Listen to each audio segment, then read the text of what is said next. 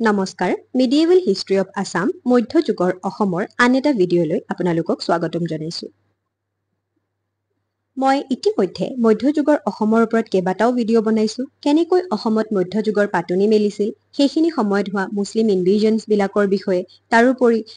Kachari kingdom Chutia kingdom ভূঞাসকল কমতা kingdom হেন বংশ এই গোটেইবিলাকৰ ওপৰত মই কেইটামান ভিডিঅ' বনাইছো আপোনালোকে মোৰ সেই ভিডিঅ' কেইটা চাব পাৰে আৰু আজি আপোনালোকৰ লগত মই আলোচনা কৰিম কোচ কিংডমৰ বিষয়ে কোচ কিংডমৰ বিষয়ে চোৱাৰ আগতে আমি অকণমান কমতা কিংডমৰ বিষয়ে চাই লওঁ কাৰণ কি কোচসকলৰ যিখন ৰাজধানী আছিলে সেইখনো আছিলে কমতাপুৰী সেইটো কাৰণে কমতা কিংডমত বিশেষকৈ কোনে কোনে ৰাজত্ব কৰিছিলে সেইকেইটা বস্তু যদি আমি সিকুৱেন্সলি চাই লওঁ তেতিয়াহ'লে বস্তুখিনি বুজি পোৱাত আমাৰ সহজ হ'ব কমতা কিংডমত প্ৰথমতে কেপিটেল শিফ্ট কৰিছিলে সন্ধ্যাৰ পিছত সিন্ধুৰায়ে ৰাজত্ব কৰিছিলে ৰূপনাৰায়ণে আৰু সিংহধ্বজে ৰাজত্ব কৰিছিলে এই তিনিজন ৰজা ইমান বেছি দৰকাৰী নহয় সিংহধ্বজৰ এজন মিনিষ্টাৰ আছিলে তেখেতৰ নাম আছিলে প্ৰতাপধ্বজ আৰু তেখেতে সিংহধ্বজক হত্যা কৰে আৰু নিজে ৰজা হয় প্ৰতাপধ্বজৰ পিছত ধৰ্মনাৰায়ণ আৰু দুৰ্লভ নাৰায়ণৰ মাজত কমতা কিংডমখন দুটা ভাগত ভাগ হৈ গৈছিল তাৰে এটা ভাগত বিশেষকৈ ৰংপুৰ আৰু মৈমনসিং যিটুকুৰ জাগা আছিল তাত ধৰ্মনাৰায়ণে ৰাজত্ব কৰিছিল আৰু বিশেষকৈ তাৰ আনটো ভাগত অৰ্থাৎ কমতাপুৰ যিটুকুৰ জাগা আছিল সেই অঞ্চলটো দুৰ্লভ নাৰায়ণে ৰাজত্ব কৰিছিল দুৰ্লভ নাৰায়ণৰ পিছত ৰজা হৈছিল ইন্দ্ৰনাৰায়ণক আকৌ হত্যা কৰিছিলে আৰিমত্তই এজন ভূঞাৰ লোক আছিলে আৰু আৰিমত্তৰ মুখখন দেখিবলৈ আৰিমাস্তুৰ নিচিনা আছিলে সেইটো কাৰণে নামটো আৰিমত্ত হ'ল আৰিমত্তই ইন্দ্ৰনাৰায়ণক হত্যা কৰে আৰু নিজে ৰাজত্ব কৰিবলৈ আৰম্ভ কৰে আৰিমত্তৰ পিছত ৰজা হয় মৃগাংক তেওঁৰ পুত্ৰ তেখেতক জোঙাল বলহু বুলিও কোৱা হয় তাৰ পিছত কি হয় লাহে লাহে আৰু এজন ৰজাৰ উত্থান ঘটে তেখেতৰ নামটো আছিলে নীলধ্বজ তেওঁ মূলতঃ ভূঞাসকলৰ বংশৰ আছিল বুলিও কোৱা হয় আৰু তেওঁ এটা নতুন কিং লাইন ষ্টাব্লিছ কৰে যিটোক হেন লাইন অফ কিং বুলি কোৱা হয় আৰু হেনসকলৰ প্ৰথম ৰজা সেইকাৰণে নীলধ্বজক কোৱা হয় নীলধ্বজৰ পিছত চক্ৰধ্বজ ৰজা হয় চক্ৰধ্বজৰ পিছত নীলম্বৰ ৰজা হয় নীলম্বৰে আছিলে হেন বংশ বা কমতা কিংডমৰ শেষৰজন ৰজা আৰু নীলম্বৰৰ দিনতেই আলাউদ্দিন হুছেইন শ্বাহে আহি পেলাই কমতাপুৰত এটেক কৰে আৰু সেইটো কেতিয়া কৰিছিলে 1498 অৰ্থাৎ 1498 চনত আৰু এই এটেকটো কি আছিলে সাকসেসফুল আছিলে আৰু সাকসেসফুলি আক্ৰমণ কৰাৰ পিছত গোটেই কমতা ৰাজ্যখন মুছলিমসকলে চোৱাচিতা কৰিবলৈ আৰম্ভ কৰে আৰু আলাউদ্দিনৰ এজন পুত্ৰ আছিলে তেখেতৰ নামটো আছিলে ডেনিয়েল আৰু ডেনিয়েলক এই কমতা ৰাজ্য বিশেষকৈ কমতাপুৰৰ পৰা আৰম্ভ কৰি পেলাই হাজোলৈকে গোটেই অঞ্চলখিনি চাবৰ কাৰণে গৱৰ্ণৰ পাতি দিয়ে তাৰ পিছত 1500 শতিকাত কি হয় মুছলিমসকলৰ যি ৰুল সেই ৰুল আমাৰ অসমত সমাপ্তি ঘটে বা কমতাপুৰত সেই ৰুলৰ সমাপ্তি ঘটে সেই ৰুলৰ সমাপ্তি ঘটা কেনেকে ঘটে ভূঞাসকলে যিসকল মুছলমান আছিলে তেওঁলোকক খেদি পঠিয়ায় আৰু নিজৰ শক্তি ৰিএষ্টাব্লিছ কৰে বা নিজে আকৌ নতুনকৈ ৰাজত্ব কৰিবলৈ আৰম্ভ কৰে আৰু সেইখিনি সময়তে অসমত এটা নতুন পাৱাৰ আহে যি পাৱাৰটোক কি বুলি কোৱা হয় মংগোলইড পাৱাৰ বুলি কোৱা হয় বা মংগোলীয় শক্তি বুলি কোৱা হয় আৰু সেই মংগোলীয় এটা নতুন শক্তি আহি পেলাই অসমত গা কৰি উঠে আৰু তাক কি বুলি কোৱা হয় কোচ বুলি কোৱা হয় আৰু এওঁলোকেই এখন নতুন কিংডমৰ এষ্টাব্লিছ কৰে যিখনক কোচ কিংডম বুলি কোৱা হয় বা আৰু সেই কিংডমখন এষ্টাব্লিছ কৰিছিলে কোচবিহাৰত আৰু তেওঁলোকৰ যিখন ৰাজধানী আছিলে সেই ৰাজধানীখনৰ নাম হৈ গ'ল কমতাপুৰ আৰু সেয়েহে এইটোৱে হৈছে অল অভাৰ লিংক যে প্ৰথমতে সন্ধ্যাই এষ্টাব্লিছ কৰে কমতা কিংডম তাৰপিছত লাহে লাহে প্ৰতাপধ্বজে ৰাজত্ব কৰে দুৰ্লভ নাৰায়ণ ধৰ্মনাৰায়ণ তাৰপিছত হৈ গ'ল তেখেতৰ পুত্ৰ দুৰ্লভ নাৰায়ণৰ পুত্ৰ ইন্দ্ৰনাৰায়ণে ৰাজত্ব কৰে ইন্দ্ৰনাৰায়ণক আৰিমত্তই হত্যা কৰে আৰু আৰিমত্ত আৰু তেওঁৰ পুত্ৰ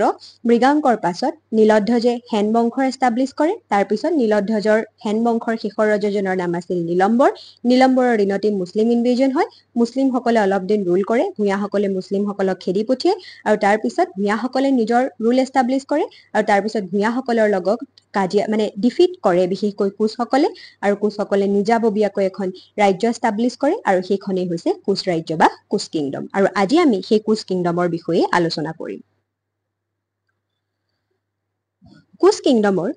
বংশধৰ বুলি ক'লে বা কোচসকলৰ বংশধৰ হৈছে হাৰিয়া মণ্ডল বিশেষকৈ কোৱা হয় চিকানা গ্ৰাম নামৰ এখন ভিলেজ আছিলে গোৱালপাৰা ডিষ্ট্ৰিক্টত আৰু তাতে 12টা ফেমিলি আছিলে আৰু 12টা ফেমিলিৰ হেড আছিলে হাৰিয়া মণ্ডল আৰু হাৰিয়া মণ্ডলে দুগৰাকী বায়েক ভনীয়েকক বিয়া পাতিছিলে এগৰাকীৰ নাম আছিলে হীৰা আৰু এগৰাকীৰ নাম আছিলে জিৰা হাৰিয়া মণ্ডল আৰু হীৰাৰ পুত্ৰৰ নাম আছিলে বিচু হাৰিয়া মণ্ডল আৰু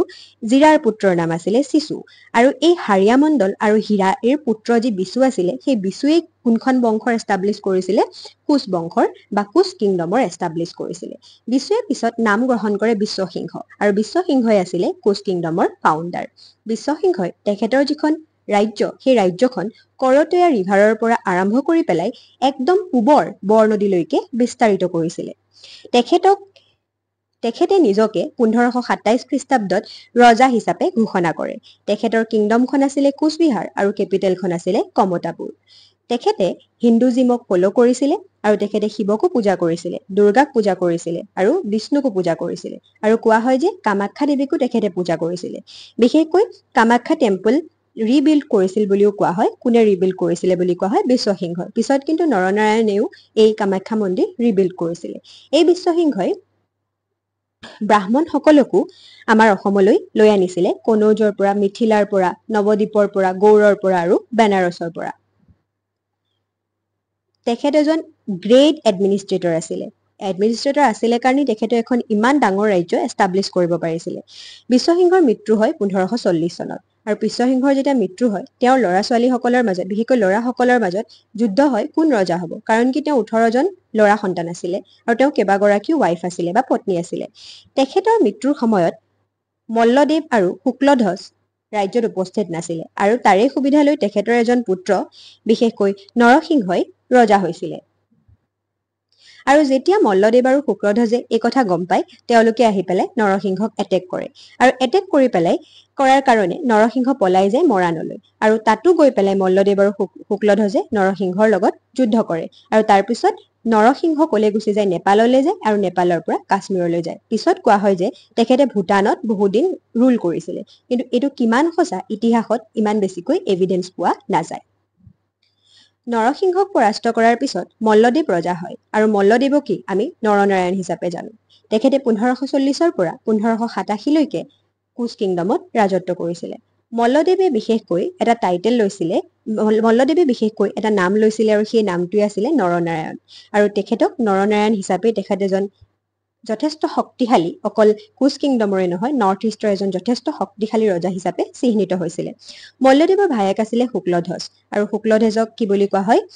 শুক্লধ্বজক সেনাপতি হিচাপে নিযুক্তি দিছিলে আৰু শুক্লধ্বজৰ নিকনেমটো আছিলে চিলাৰায় অৰ্থটো হৈছে কাইট কিং অৰ্থাৎ তেওঁ যুদ্ধশৈলীত যথেষ্ট পাৰ্গত আছিলে আৰু সেইকাৰণে তেওঁক চিলাৰায় বুলি কোৱা হৈছিলে নৰনাৰায়ণে কিছুমান কইনছ ইছ্যু কৰিছিলে আৰু সেই কইনছক কোৱা হয় নাৰায়ণী বুলি আৰু তেওঁলোকক ক্ষত্ৰিয় বংশৰ লোক বুলি কোৱা হৈছিলে অৰ্থাৎ ব্ৰাহ্মণৰ পিছতে আহে ক্ষত্ৰিয় আৰু ক্ষত্ৰিয়সকলৰ মূল কাম হৈছে ৰাজ কৰা বা ৰাজত্ব কৰা ৰজা হোৱা আৰু নৰনাৰায়ণ ক্ষত্ৰিয় বংশৰে লোক আছিল বুলি কোৱা হয় তাৰপিছত আহিলে কেনেকৈনো আহোমসকল আৰু কোচসকলৰ মাজত যুদ্ধৰ আৰম্ভ হয় বিশেষকৈ নৰনাৰায়ণৰ দিনৰ পৰাই আহোম আৰু কোচসকলৰ মাজত যুদ্ধৰ পাতনি মেলে নৰনাৰায়ণৰ কণ্টেম্পৰাৰী আৰু সমসাময়িক ৰজা আছিলে চুক্লেংমুং আৰু চুকাম্ফা যেতিয়া 1543 চনত বিশেষকৈ ইষ্টাৰ্ণ ফ্ৰণ্টিয়াৰ কোচ কিংডমৰ যিখিনি ইষ্টাৰ্ণ ফ্ৰণ্টিয়াৰ বা যিখিনি পূবৰ সীমা আছিলে সেই সীমাত যিসকল গাৰ্ডে তাতে গৈ পেলাই ৰক্ষা কৰি আছিলে তেওঁলোকক খেদি পঠিয়াই চুক্লেংমুঙে আৰু তাৰ পিছত তিনিজন কিং নহয় আচলতে ৰাজকোঁৱৰে প্ৰিন্সে যিসকল কোচৰ আছিলে সেই তিনিজন প্ৰিন্সে আহোমৰ পৰা ৰিভেঞ্জ ল'বৰ কাৰণে এখন নাও আহোম অফিচাৰ এজনৰ জব্দ কৰিলে আৰু তাৰ পিছতে কি হ'ল আহোমসকলে সেই তিনিজনকে হত্যা কৰিলে তিনিজন ৰাজকোঁৱৰক হত্যা কৰিলে আৰু যেতিয়াই সেই তিনিজন ৰাজকোঁৱৰক হত্যা কৰে তাৰ পিছৰ পৰাই আহোম আৰু কোচৰ মাজত যুদ্ধৰ পাতনি মেলে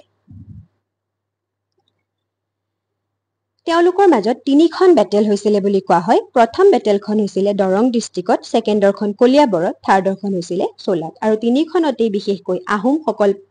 প্ৰথম অৱস্থাত কোচসকল জিকিছিলে যদিও শেষত আহোমসকলেই বিজয়ী হয় তাৰপিছত কোচসকলৰ এটা ডাঙৰ কণ্ট্ৰিবিউশ্যন হৈছে গোহাঁই কমল আলি আৰু এই গোহাঁই কমল আলি নিৰ্মাণ কৰিছিলে বা গহীন কমল আলি এই গহীন কমল বা গোহাঁই কমল আলি নিৰ্মাণ কৰিছিলে গহীন কমলে আৰু এই গহীন কমল আছিলে নৰনাৰায়ণৰ ভাতৃ বিশেষকৈ নৰনাৰায়ণৰ আদেশ অনুসৰি নাৰায়ণপুৰৰ পৰা লখিমপুৰলৈকে 350 মাইলৰ এটা আলি নিৰ্মাণ কৰা হয় আৰু এই আলিটোৱে নৰনাৰায়ণপুৰৰ লগত লখিমপুৰক কানেক্ট কৰিছিলে আৰু যিহেতুকে এই আলিটো নৰনাৰায়ণৰ ভাতৃ গহীন কমলে নিৰ্মাণ কৰিছিলে বা গোহাঁই কমলে নিৰ্মাণ কৰিছিলে সেইকাৰণে এই আলিটোক গহীন কমল আলি বুলি কোৱা হয়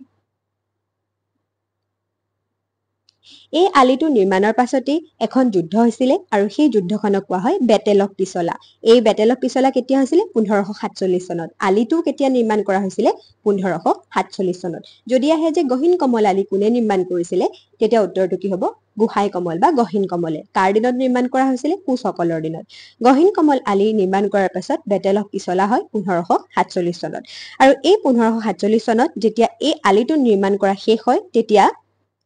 কোচসকলে এটা ফৰ্ট বনাই নৰনাৰায়ণপুৰত। আৰু সেইখিনি সময়ত চুকলেংমুঙে কি কৰে? কোচসকলৰ বিৰুদ্ধে বিশেষকৈ পিছলা ফৰ্টত গৈ পেলাই মানে যুদ্ধৰ আৰম্ভণি কৰে। আৰু তাৰ পিছত বিশেষকৈ কোচসকল আৰু আহোমসকলৰ মাজত আকৌ যুদ্ধ হয়। আৰু এই যুদ্ধখন যিহেতুকে পিছলাত হৈছিলে, সেইকাৰণে এই যুদ্ধখনক বেটেল অফ পিছলা বুলি কোৱা হয়। আৰু এই যুদ্ধত আহোমসকলৰ জয়ী হয় আৰু কোচসকল পৰাজয় হয়। তাৰপিছত 1562 খ্ৰীষ্টাব্দত পুনৰবাৰ নৰনাৰায়ণে আহি পেলাই কোচসকলৰ নৰনাৰায়ণে আহি আহোম কিংডমত এটেক কৰে। আৰু এই এটেকৰ বিষয়ে আমি বিশেষকৈ কছাৰী কিংডমতো যে নৰনাৰায়ণে ইনভেজন কৰিছিলে, তাৰ লগত এটা কানেকশ্যন আছে। সেইখিনি সময়ত চিলাৰায়ে 60,000 সৈন্যক লিড লয়, 60,000 সৈন্যৰ লিড লৈ পেলাই তেওঁলোক আহি পেলাই আহোম কিংডম পায়হি। আৰু আহোমসকলে যেতিয়া গম পায় যে চিলাৰায়ে বিশেষকৈ ইমানখিনি সৈন্য লৈ পেলাই তেওঁলোকৰ ৰাজ্যত প্ৰৱেশ কৰিছে, তেতিয়া তেওঁলোকে এটা বুদ্ধি খটুৱাই আহোম সৈন্যসকলে ব্ৰাহ্মণৰ নিচিনা পোছাক পৰিধান কৰে আৰু গৰুৰ ওপৰত উঠি পেলাই যুদ্ধ কৰিবলৈ আহে। কাৰণ তেওঁলোকে জানিছিলে যে কোচসকলে হিন্দুজিম ফ'ল' কৰে আৰু সেইটো কাৰণে তেওঁলোকে আৰু ব্ৰাহ্মণসকলক যথেষ্ট সন্মান কৰে। আৰু সেইটো কাৰণে তেওঁলোকে তেনেকুৱা পোছাক পৰিধান কৰি কোচসকলৰ পৰা নিজকে বচাব বিচাৰিছিলে। কিন্তু সেই সময়ত তেওঁলোকৰ যি চাৰ্জিছ বা তেওঁলোকৰ যি প্লেন, সেই প্লেনৰ কথা কোচসকলে গম পায় আৰু তাৰপিছত তেওঁলোকৰ মাজত এখন যুদ্ধ হয়। আৰু এই যুদ্ধত বিশেষকৈ আহোমসকল হাৰি যায় আৰু কোচসকল জিকি যায়। আৰু তাৰপিছত তেওঁলোকৰ মাজত এখন ট্ৰিটি হৈছিলে। আৰু এই ট্ৰিটিখনক কি বুলি কোৱা হয়? Treaty of Majuli. আৰু এই ট্ৰিটি অফ মাজুলী 1563 চনত হৈছিলে। কেতিয়া হৈছিলে? 1563 চনত। কাৰ মাজত হৈছিলে? কোচৰ মাজত হৈছিলে আৰু আহোমৰ মাজত হৈছিলে। আৰু সেইখিনি সময়ত কোচসকলৰ ৰজা আছিলে নৰনাৰায়ণ আৰু আহোমসকলৰ ৰজা আছিলে চুকাম্ফা। এতিয়া আহিলে কোচ আৰু কছাৰী। কোচসকলে যে অকল আহোমসকলকে এটেক কৰিছিলে বা আক্ৰমণ কৰিছিলে এনেকুৱা নহয়, কছাৰীসকলকো আক্ৰমণ কৰিছিলে। কোৱা হয় যে চিলাৰায়ে বিশেষকৈ দুৰ্লভ নাৰায়ণে যেতিয়া কছাৰীসকলৰ ৰজা আছিলে, সেইখিনি সময়ত আহি পেলাই কছাৰীসকলক আক্ৰমণ কৰে। কিন্তু কছাৰীসকলে তেওঁলোকৰ লগত কোনো ধৰণৰ যুদ্ধ নকৰি পেলাই কোচসকলৰ বশৱৰ্তী ৰাজ্য হিচাপে স্বীকাৰ কৰে। 1562 খ্ৰীষ্টাব্দত নৰনাৰায়ণে গোহাঁই কমলক সেই কাছাৰ যিখিনি অঞ্চল সেইখিনিৰ গভৰ্ণৰ হিচাপে এপইণ্ট কৰে। তাৰপিছত যেতিয়াই কছাৰীসকলক কোচসকলে নিজৰ বশৱৰ্তী ৰাজ্য হিচাপে অধিকাৰ কৰি লয়, তাৰপিছত আহোমসকলে কছাৰীসকলক এটেক কৰা বন্ধ কৰে। আৰু তাৰ পিছতে কি হয়? যেতিয়াই আকৌ কছাৰীসকল কোচসকলৰ পৰা স্বাধীন হয়, আকৌ তেওঁলোকক কণ্টিনিউৱাছলি আহোমসকলে আক্ৰমণ কৰিবলৈ আৰম্ভ কৰে। কছাৰীসকলৰ পিছত তেওঁলোকে জয়ন্তীয়াসকলক আক্ৰমণ কৰে, ত্ৰিপুৰাত আক্ৰমণ কৰে, চিলেট, তাৰপিছত ৰাজা অফ ডিমৰুৱা ডিমৰুৱাৰ ৰজাকো তেওঁলোকে গৈ পেলাই আক্ৰমণ কৰিছিলে আৰু নিজৰ অধিকাৰ কৰি লৈছিলে। মাত্ৰ 4 বছৰৰ ভিতৰত তেওঁলোকে ইষ্টৰ যিমানবিলাক অঞ্চল আছিলে, গোটেই অঞ্চলবিলাক নিজৰ বশৱৰ্তী অঞ্চল হিচাপে স্বীকৃতি দিব পাৰিছিলে। গতিকে ইয়াৰ পৰাই আমি গম পাব পাৰো যে কোচ ৰাজ্যৰ ক্ষমতা আৰু কেপেবিলিটি কিমান বেছি আছিলে। এতিয়া আহিলে কোচ এণ্ড গৌৰৱ। তাৰপিছত তেওঁলোকে বিশেষকৈ যেতিয়া দেখিলে যে ইষ্টত তেওঁলোকে গোটেইবিলাক অঞ্চল লাহে লাহে অতিক্ৰম কৰিব পাৰিছে, লাহে লাহে অধিকাৰ কৰিব পাৰিছে, তেতিয়া তেওঁলোকে ৱেষ্টৰ পিনেও এটেক কৰিবলৈ আৰম্ভ কৰে। আক্ৰমণ কৰাৰ কথা তেওঁলোকে ভাবে যে এক্সপেণ্ড কৰিব তেওঁলোকৰ ৰাজ্য একদম গৌড়লৈকে। আৰু সেয়েহে তেওঁলোকে প্ৰথমতে 1567 চনত গৌড়ত গৈ পেলাই প্ৰথমটো ইনভেজন কৰিছিলে। কিন্তু সেইখিনি সময়ত চিলাৰাই কি কৰা হয়? বন্দী বনাই লোৱা হয়। আৰু পিছত নৰনাৰায়ণৰ যিসকল আৰ্মি আছিলে, কোচ আৰ্মি আছিলে, তেওঁলোকে গৈ পেলাই চিলাৰাইক ৰেস্কিউ কৰে। আকৌ 1572 তেওঁলোকে গৈ পেলাই আকৌ তেওঁলোকে গৈ পেলাই এটেক কৰে গৈ কোচ ৰাজ্যক, বিশেষকৈ 1570s টাইমত। আৰু সেইখিনি সময়ত কি হয়? চিলাৰাই সেইখিনি সময়ত স্মল পক্স হয়, অৰ্থাৎ তেওঁৰ সৰুৱাই হয়। আৰু সৰুৱাই হোৱাৰ কাৰণে সেইটো টাইমতেই বিশেষকৈ চিলাৰাইৰ মৃত্যু হয়। আৰু চিলাৰাইৰ মৃত্যুৰ পিছত নৰনাৰায়ণে যুদ্ধ বিগ্ৰহ কৰিবলৈ বাদ দিয়ে। বহু দিন ধৰি তেওঁ কোনো ধৰণৰ যুদ্ধ বিগ্ৰহ নকৰে। তাৰপিছত নৰনাৰায়ণ সন্তানহীন আছিলে আৰু সেইখিনি সময়তে নৰনাৰায়ণৰ এডভান্স এজত এজন পুত্ৰৰ জন্ম হয় আৰু তেখেতৰ নামটো আছিলে লক্ষ্মীনাৰায়ণ আৰু যেতিয়াই নৰনাৰায়ণৰ পুত্ৰৰ জন্ম হয় লক্ষ্মীনাৰায়ণ তেতিয়াই চিলাৰায় এজন পুত্ৰ আছিলে তেখেতৰ নামটো আছিলে ৰঘুদেৱা ৰঘুদেৱৰ মনত কি হয় কিছুমান চিন্তা আহিবলৈ আৰম্ভ কৰে কাৰণ ৰঘুদেৱাই ভাবিছিলে নৰনাৰায়ণৰ যিহেতুকে কোনো পুত্ৰ নাই গতিকে আল্টিমেটলি ৰজা কোন হ'ব পাৰিব ৰঘুদেৱ হ'ব পাৰিব কিন্তু লক্ষ্মীনাৰায়ণৰ জন্মৰ পিছত তেখেতৰ মনত বিভিন্ন ধৰণৰ থটছ আহিব আৰম্ভ কৰে তেওঁ ভাবে যে এতিয়াতো ৰজা লক্ষ্মীনাৰায়ণেই হ'ব আৰু সেইটো কাৰণে ৰঘুদেৱে বিশেষকৈ নৰনাৰায়ণৰ কিংডমখনক এটেক কৰাৰ কথা ভাবে কিন্তু নৰনাৰায়ণে এইবিলাক বস্তু আৰু হাই কাজিয়া নিজৰ মাজতে ভাল পোৱা নাছিলে সেইকাৰণে গোটেই কিংডমখনক কি কৰিছিলে দুটা ভাগত ভাগ কৰি দিছিলে আৰু এটা ভাগৰ নাম দিছিলে কোচহাজো আৰু আনটো ভাগৰ নাম দিছিলে কোচবিহাৰ আৰু কোচহাজোত ৰাজত্ব কৰিবলৈ দিছিলে ৰঘুদেৱক আৰু কোচবিহাৰত ৰাজত্ব কৰিবলৈ দিছিলে লক্ষ্মীনাৰায়ণক তাৰপিছত নৰনাৰায়ণৰ এই ইনচিডেণ্টটো হৈছিলে 1581 খ্ৰীষ্টাব্দত তাৰপিছত নৰনাৰায়ণৰ 1587 খ্ৰীষ্টাব্দত মৃত্যু হয় নৰনাৰায়ণৰ মৃত্যুৰ পিছত কোচ ৰাজবংশৰ বা কোচ কিংডমৰ যি শক্তি আছিলে সেই শক্তি লাহে লাহে ম্লান হবলৈ আৰম্ভ কৰে কাৰণ কি তেওঁলোকৰ নিজৰ মাজতেই যুদ্ধ বিগ্ৰহ আৰম্ভ হৈ যায় কিয়নো সেইখিনি সময়ত কোচহাজোত ৰাজত্ব কৰি আছিলে ৰঘুদেৱে আৰু কোচবিহাৰত ৰাজত্ব কৰি আছিলে লক্ষ্মীনাৰায়ণে ৰঘুদেৱে লক্ষ্মীনাৰায়ণক ইমান এটা ভাল পোৱা নাছিলে আৰু তেওঁৰ মনে মনে ভাবি আছিলে যে লক্ষ্মীনাৰায়ণক আঁতৰাই পেলাই গোটেই জেগাখিনি অকলশৰীয়া ৰজা হোৱাৰ কথা আৰু লক্ষ্মীনাৰায়ণেও সেই কথা বুজি পাইছিলে সেয়েহে ৰঘুদেৱৰ পুত্ৰ আছিলে পৰীক্ষিতক লক্ষ্মীনাৰায়ণে কনভিন্স কৰিবলৈ আৰম্ভ কৰিছিলে বাপেকৰ বিৰুদ্ধে যুদ্ধ কৰিবৰ কাৰণে আৰু পৰীক্ষিত আৰু লক্ষ্মীনাৰায়ণৰ সেই কথা গম পাই ৰঘুদেৱে পৰীক্ষিতক বন্দী কৰে আৰু পৰীক্ষিত পলাই আহি কাৰ ওচৰলৈ আহে লক্ষ্মীনাৰায়ণৰ ওচৰলৈ আহে তাৰপিছত ৰঘুদেৱে গৈ পেলাই আফগান ৰুলাৰ ঈশা খানৰ সহায় লয় আৰু লক্ষ্মীনাৰায়ণে গৈ পেলাই মোগলৰ মানসিঙৰ সহায় লয় আৰু যেতিয়া ৰঘুদেৱে আফগান ৰুলাৰৰ সহায় লয় আৰু মানসিঙৰ সহায় লয় লক্ষ্মীনাৰায়ণে তেতিয়া মানসিঙে আহি পেলাই আকৌ কি কৰে ৰঘুদেৱক এটেক কৰে আৰু ৰঘুদেৱক যেতিয়া আক্ৰমণ কৰে 1597 খ্ৰীষ্টাব্দত এই আক্ৰমণ হয় আৰু হোৱাৰ পাছত ৰঘুদেৱ মানসিঙৰ ওচৰত হাৰি যায় আৰু হাৰি যোৱাৰ অলপ দিন পিছতেই 1603 চনত বিশেষকৈ ৰঘুদেৱৰ মৃত্যু হয় কোৱা হয় যে ৰঘুদেৱৰ এগৰাকী পত্নীয়ে তেখেতৰ পুত্ৰ ইন্দ্ৰ নাৰায়ণক ৰজা বনাবৰ কাৰণে ৰঘুদেৱক বিষ দি পেলাই হত্যা কৰে তাৰপিছত ইন্দ্ৰ নাৰায়ণক তেওঁ ৰজা বনাব বিচাৰে তাৰপিছত যে আমি গম পাইছিলো যে পৰীক্ষিত ৰঘুদেৱৰ এজন পুত্ৰ লক্ষ্মীনাৰায়ণৰ ওচৰত গৈ পেলাই লুকাই আছিলে সেই পৰীক্ষিত আকৌ ৰঘুদেৱৰ মৃত্যুৰ পিছত ঘূৰি আহে আৰু ঘূৰি আহি পেলাই তেখেতে নিজে ইন্দ্ৰ নাৰায়ণক হত্যা কৰি নিজে ৰজা হয় কিন্তু লক্ষ্মীনাৰায়ণে কি ভাবিছিলে যে তেওঁ পৰীক্ষিতক সহায় কৰিব তাৰপিছত পৰীক্ষিত যেতিয়া গৈ পেলাই ৰজা হ'ব তেতিয়া লক্ষ্মীনাৰায়ণ আৰু পৰীক্ষিতে একেলগে মিলি পেলাই ৰাজত্ব কৰিব আৰু পৰীক্ষিতে লক্ষ্মীনাৰায়ণক ট্ৰিবিউট দিব কিন্তু পৰীক্ষিত ওলালে আকৌ একেই পৰীক্ষিতে লক্ষ্মীনাৰায়ণৰ আণ্ডাৰত থাকি পেলাই কাম কৰিব বিচৰা নাছিলে আৰু সেয়েহে লক্ষ্মীনাৰায়ণে বহুত বেছি হিউমিলেশ্যন ফিল কৰিলে বহুত ইনচাল্টিং ফিল কৰিলে আৰু তেওঁ মোগলৰ পৰা সহায় বিচাৰিলে তাৰপিছত মোগলসকল আৰু লক্ষ্মীনাৰায়ণৰ আৰু পৰীক্ষিতে বিশেষকৈ আহোমৰ পৰা সহায় বিচাৰিলে প্ৰথমতে লক্ষ্মীনাৰায়ণেও আহোমৰ পৰাই সহায় বিচাৰিছিলে দুজনেই আহোমৰ পৰাই প্ৰথমতে সহায় বিচাৰিছিলে কিন্তু পৰীক্ষিতে নিজৰ জীয়েকক আহোমলৈ বিয়া দি দিলে সেইটো কাৰণে পৰীক্ষিতৰ লগত আহোমৰ সম্পৰ্কটো বেছি ষ্ট্ৰং হৈ গ'ল আৰু সেইকাৰণে গৈ পেলাই লক্ষ্মীনাৰায়ণে কি কৰে মোগলসকলৰ সহায় বিচাৰে আৰু তাৰপিছত মোগলসকলে আহি পেলাই পৰীক্ষিতক এটেক কৰে বা আক্ৰমণ কৰে আক্ৰমণৰ পিছত পৰীক্ষিতক বন্দী বনাই পেলাই ঢাকালৈ লৈ যায় আৰু তাৰপিছত কি হয় গোটেই জেগাখিনি যিখিনি কোচহাজো অঞ্চলটো আছিলে গোটেই কোচহাজো অঞ্চলটো কাৰ আণ্ডাৰলৈ গুচি যায় মকৰম খান নামৰ এজন গভৰ্ণৰ মুছলিম গভৰ্ণৰ আণ্ডাৰলৈ 1616 চনত গুচি যায় আৰু লক্ষ্মী নাৰায়ণ যিজন আছিলে তেখেতেও কৰতলীয়া ৰজা হিচাপে ৰাজত্ব কৰিব লগা হয় আৰু সেইখিনি সময়তে পৰীক্ষিতৰ এজন ভায়েক আছিলে তেখেতৰ নামটো আছিলে বলিনাৰায়ণে গৈ পেলাই যেতিয়া মুছলিমসকলে ইনভেড কৰে আহোমসকলৰ সহায় বিচাৰে আৰু আহোমসকলে বলিনাৰায়ণক সহায় কৰে আৰু তেওঁক এটুকুৰ জেগা দিয়ে দৰঙত আৰু তেওঁক তাৰ ৰজা পাতে আৰু আহোমসকলৰ কৰতলীয়া ৰজা হিচাপে বলিনাৰায়ণে ৰুল কৰিব লগা হয় মানে আল্টিমেটলি প্ৰথমতে আহোমসকলক নিজৰ অধিকৃত ৰাজ্য বনাইছিলে কোচসকলে পিছত কোচসকলে নিজৰ মাজতে যুদ্ধ কৰি ৰাজ্যৰ অৱস্থা ইমানেই বেয়া কৰি পেলালে যে লাষ্টত তেওঁলোক কাৰ ট্ৰিবিউট হিচাপে থাকিব লগা হয়